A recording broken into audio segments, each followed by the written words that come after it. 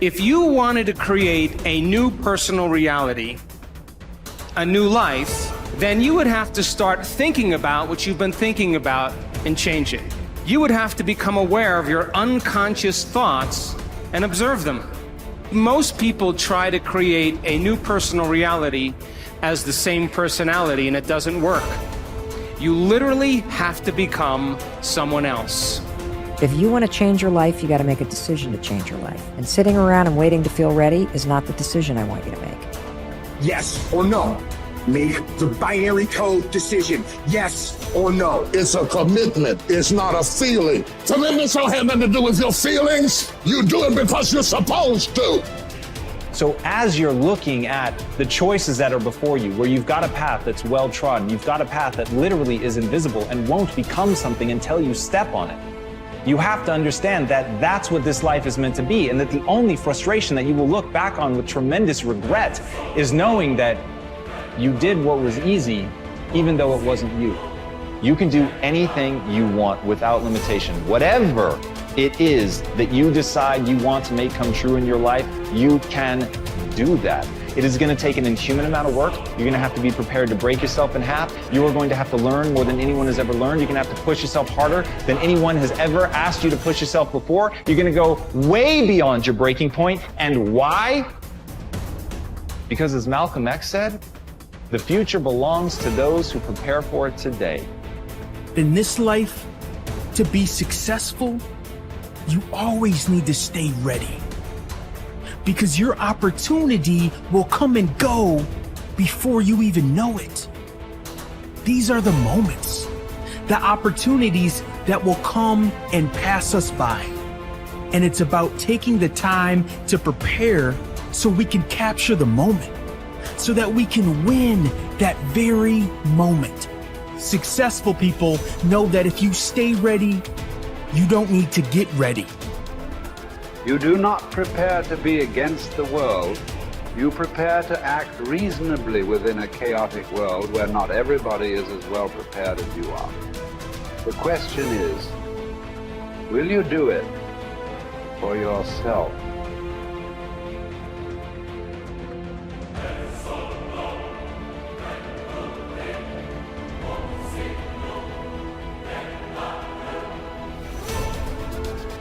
Manifesting is intentionally training your brain and your nervous system to believe in something that hasn't happened yet.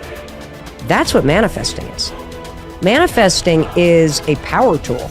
It's backed by neuroscience. It is backed by years of research. And when used properly, it helps you achieve your goals because it helps you prepare to do the work.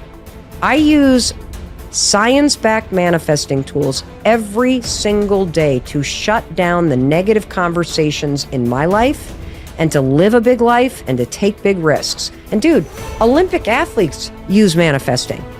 And we're going to get into how Olympic athletes and the world's leading, business leaders and successful people everywhere use it.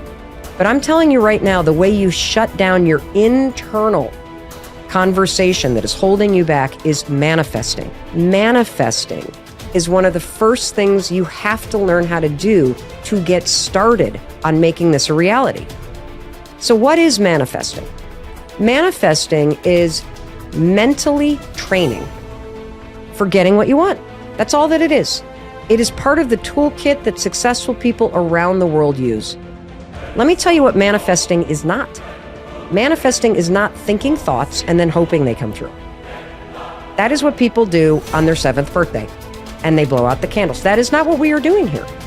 Manifesting is based in neuroscience.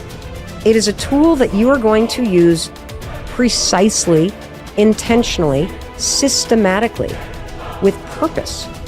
Because you use manifesting to rewire your mind and your body and your spirit to help you do the work to achieve your dreams. When you use manifesting properly, you are removing the mental obstacles of self-doubt, resistance, fear, perfectionism, feeling overwhelmed, other people's expectations, all that stuff that is holding you in place right now, that makes you spin in circles. Manifesting clears that shit out, and it programs, using science, a completely different way of thinking and feeling about the things that you want to create in your life. And when you manifest properly, it's almost like the pregame training that you do before the big game. It prepares you to take action. It boosts your confidence. It gets you ready to do that thing.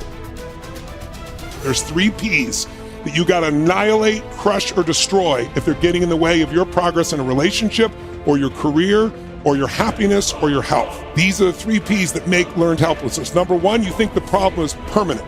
Once you've had enough disappointment, sometimes your brain doesn't want to get disappointed, so it's a permanent problem. Please write down, no problem is permanent, only your soul is permanent.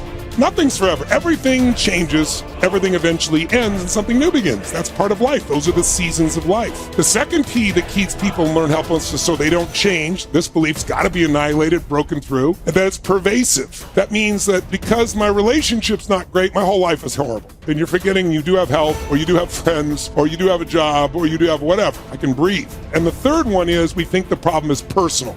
There's something wrong with me. And if you start believing that, it becomes self-fulfilling. You give up. See, I'm not good enough. I'm not beautiful enough. I'm not smart enough. I always screw it up. So those 3 P's got to be destroyed.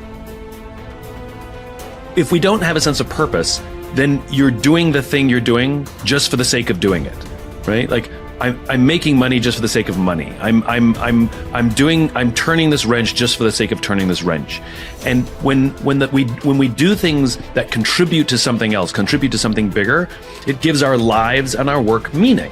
And when we have a sense of meaning, when we have a sense of purpose, it does many, many things to us. It builds our self-confidence. It makes us better decision makers. It makes us better in relationships. And at the end of the day, it makes us enjoy our lives and find fulfillment in our work. And I think so often, and I think there's a lot of people don't think about it this way. They don't think about what's the purpose of all of this. What's the reason I'm doing all of this? We usually default to, I got to pay my bills. Now, that's a function, because I was told to do it. Because everybody has to work, or because I'm just trying to, I want to make this company the biggest or the best. To what end? To what value? And so to truly understand purpose, I think, like I said, it sort of just has positive effects all over the place. In the real world, we miss. Sometimes by a lot, but we have to keep trying. The more we work on it, the better we get. The more shots we take, the more times we'll hit the target and the more good we'll do. When a philosopher, he said, is exhorting, persuading, rebuking, or discussing some aspect of philosophy, if the audience pour forth trite and commonplace words of praise in their enthusiasm and unrestraint, if they even shout, if they gesticulate, if they are moved and aroused and swayed by the charm of his words, by the rhythm of his phrases, and by certain rhetorical repetitions, then you may know that both the speaker and his audience are wasting their time, and that they are not hearing a philosopher speaking but a flute player performing. But this inner battle, as Martin Luther King Jr. would later call the Civil War between the North and South of our souls, rings true to any person with a shred of self-awareness. We have competing parts within us, and what matters in life is which side we choose to turn ourselves over to. One must design one's life, Posidonius said, to live contemplating the truth and order of the universe, and promoting it as much as possible, being led in no respect by the irrational part of the soul comes his way. A wise man can make use of whatever comes his way, he said, but is in want of nothing. On the other hand, he said, nothing is needed by the fool, for he does not understand how to use anything, but he is in want of everything. There is no better definition of a Stoic. To have but not want, to enjoy without needing. The ending day sees them brought low. If the breaking day sees someone proud, the ending day sees them brought low. No one should put too much trust in triumph. No one should give up hope of trials improving.